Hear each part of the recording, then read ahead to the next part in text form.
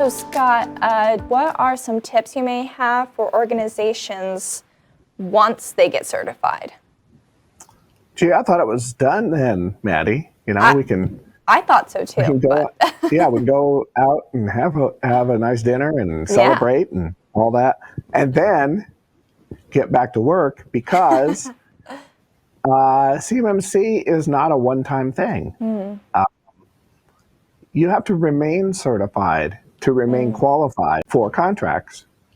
Your certification has certain requirements for it to be maintained once you're certified. I believe every 3 years they're going to do a full reassessment. So what are they going to do with that next reassessment, that next assessment? They're going to look back at the 3 years, the intervening years, to see how things have been maintained and what has changed and how you've kept up to date, those type of things. So it may seem a little trite to say it, but it's not really the start. Yeah, I mean, CMMC certification is not the end of this. It's the start of this. Get to the starting line, and then we get certified, and now we're in the race, I guess is the analogy. So you want to think of this as a culture change and as a mindset change and as a maturing of your business as you go forward. So you'll continue to review the controls on a regular basis. You'll do internal assessments of some sort. You may have a consultant review your system or your practices on a regular basis. You may have regular management reviews. Just take advantage of our ISO processes here. How do you maintain your ISO certification? Well, you have these activities, ongoing things that go on. You have monitoring, measurement, internal audits, management review. I'm borrowing from the ISO world here. Well, just use those systems, use those procedures to your advantage to maintain your CMMC as you go forward. And keep things current, stay up to date, keep yourself educated. Because things will change. The requirements will change. I mean, we're already getting wind of the next version of NIST 800-171. Before we even implement the one we have now, they're already revising it for the next phase. So that's a extra complication here. But it will change because, you know what? The bad actors out there, the security problems out there, they change. They're always trying to find new ways to attack. So guess what? We have to defend. It means we have to be nimble and we have to be responsive as things change. So unfortunately, we're almost out of time, but I thought it'd be nice to wrap up with some final thoughts. So Rick and Scott, it would be great if each of you could share some closing takeaways on CMMC assessments, on the whole process. Rick, could you start us off? Sure. Well, I think one of the things that we've alluded to and said early on is start early, start now.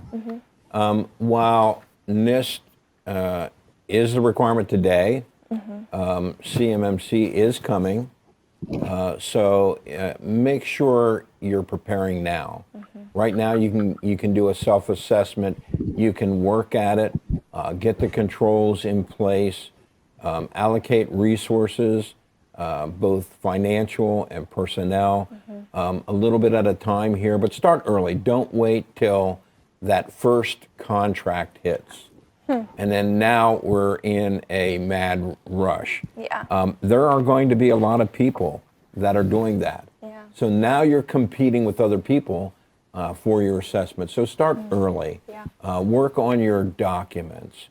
Work on your policies. Get those in place. Allocate resources like we talked about if you don't have a remote monitoring management tool. Think about budgeting for that. So, just start early, start preparation. You should be starting now. It will happen. We may not have the exact date today, but it will happen. And Scott, what about you? Any final thoughts? Well, a couple of things, Maddie. One is see this as an opportunity to improve your business and improve your knowledge and awareness of information security.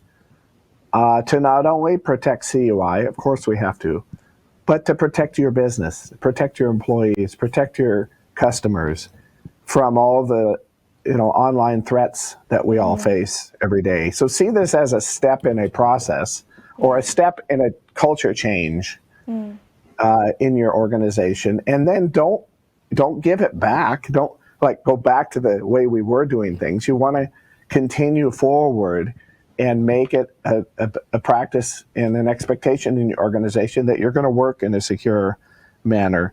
And the other thing I'll mention, Maddie, is that these assessments are not for the faint of heart. They are going to be very detailed, and how you plan up front will largely affect how complicated things are at the end. And I guess at the certification, I shouldn't say the end because I just said that wasn't the end.